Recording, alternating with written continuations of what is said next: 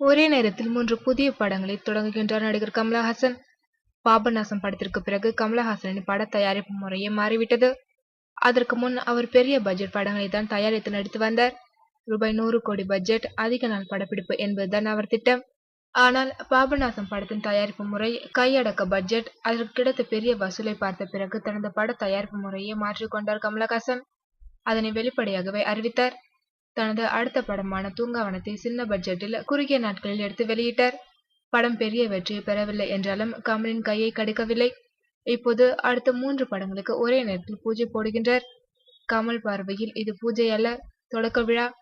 நடிகர் சங்க வளாகத்தில் நாளை மறுநாள் வெள்ளிக்கிழமை அன்று இந்த விழா நடைபெறவுள்ளது. இது குறித்த விளம்பரத்தில் மீண்டும் வருவது யார் என தெரிகிறதா என்று குறிப்பிட்டு துப்பாக்கி ஏந்திய கமலின் நிழல் உருவ படம் வைத்துள்ளனர். 3 படங்களுக்கும் பொதுவாக இயக்குனர் டி.கே. ராஜீவ்குமார், இசை இளையராஜா, கதை திரைக்கதை கமலஹாசன் என்று குறிப்பிடப்பட்டுள்ளது.